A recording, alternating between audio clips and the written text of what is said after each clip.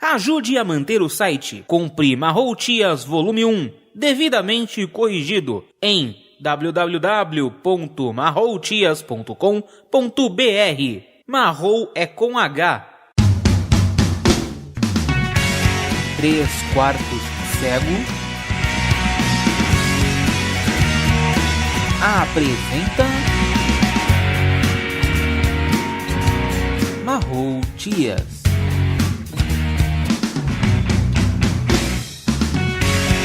Escrito por Danilo Sanches Ferrari.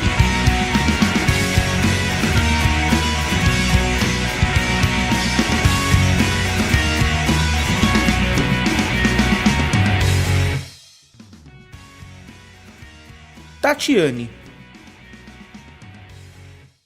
Apesar do medo, o feriado e o fim de semana haviam transcorrido sem grandes ocorrências. Wagner havia saído mais cedo para trabalhar. Afinal, vários presos seriam liberados para o Dia das Mães.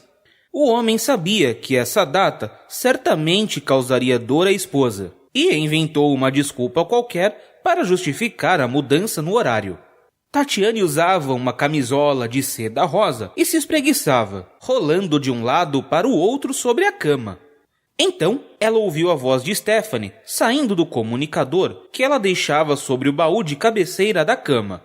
A mulher colocou o aparelho no ouvido, respondendo à saudação da garota, desejando bom dia. Então, Stephanie pediu sugestões de presentes para a mãe.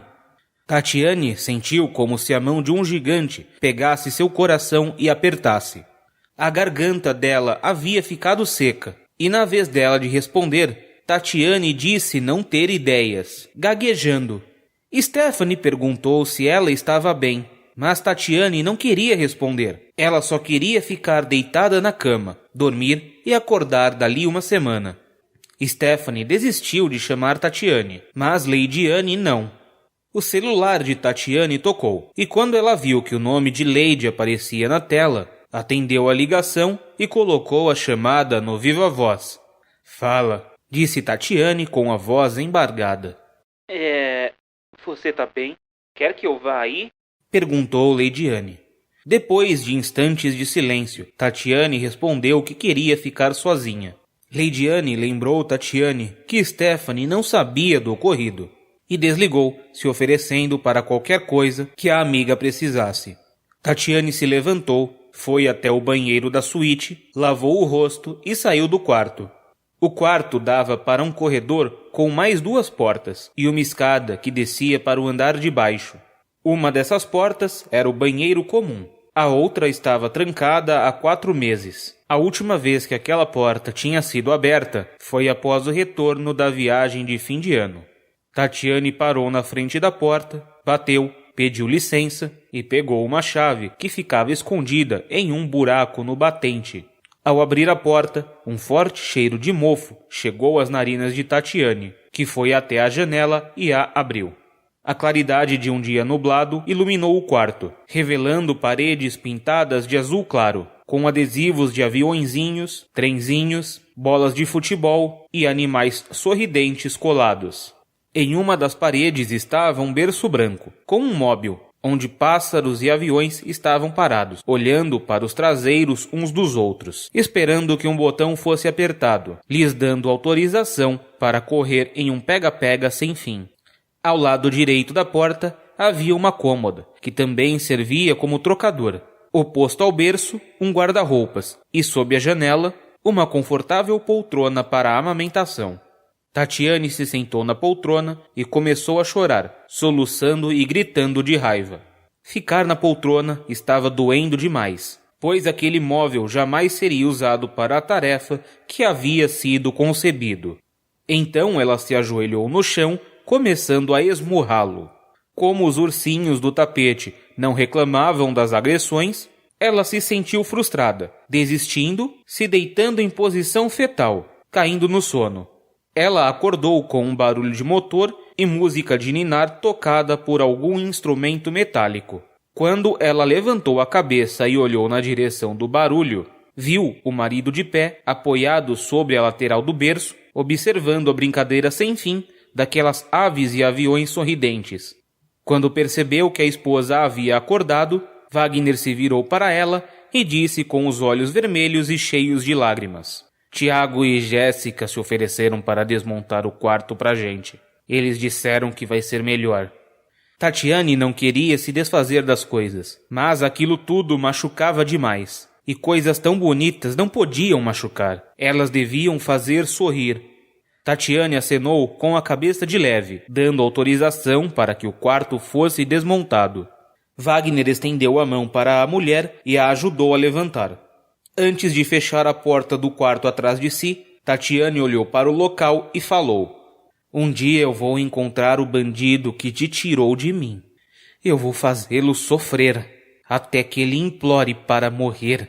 Wagner se despediu da esposa e voltou para o serviço, pois as coisas na delegacia estavam tensas, por causa do indulto de Dia das Mães.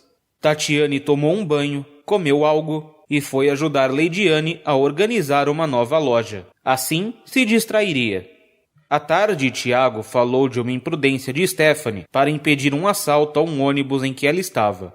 Apesar de Leidiane e Jéssica acharem tudo muito engraçado, Tatiane não estava a fim de rir. Ela queria ficar em silêncio.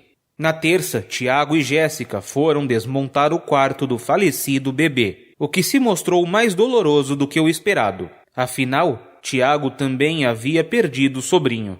Havia sido combinado que tudo o que estava no quarto seria doado ou para um orfanato ou para uma família carente. Na quarta, Wagner começou a pintar as paredes do quarto de branco. Ele estava apagando os sinais de que aquele local era para ter sido um quarto de criança. Ainda na quarta noite, Wagner perguntou para a esposa se ela queria ir viajar no sábado à noite, para eles passarem o domingo longe dali.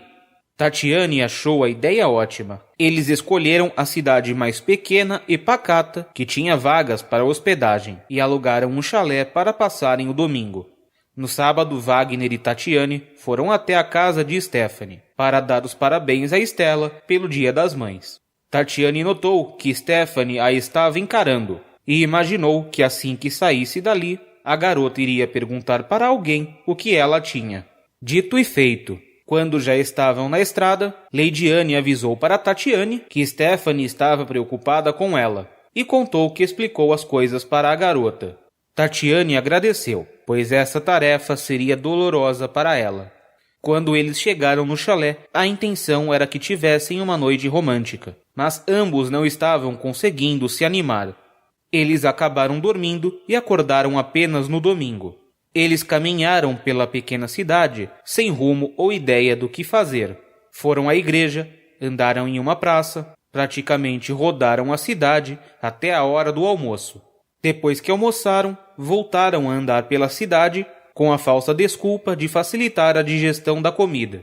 Depois de andarem a cidade toda mais uma vez, eles voltaram para casa.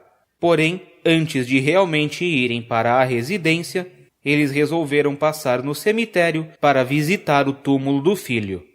O cemitério era um pouco antigo, onde os túmulos eram construções, das quais se tirava uma tampa para depositar os caixões de um lado ou do outro. Eles se sentaram no túmulo sobre a parte onde o filho estava enterrado e ficaram ali parados. Eles se lembraram que jamais tinham escolhido o nome do bebê. Então, ali, eles decidiram dar ao filho o nome de um anjo, Rafael. Continua. Visite o site 3quartoscego.com. Entre em contato através do e-mail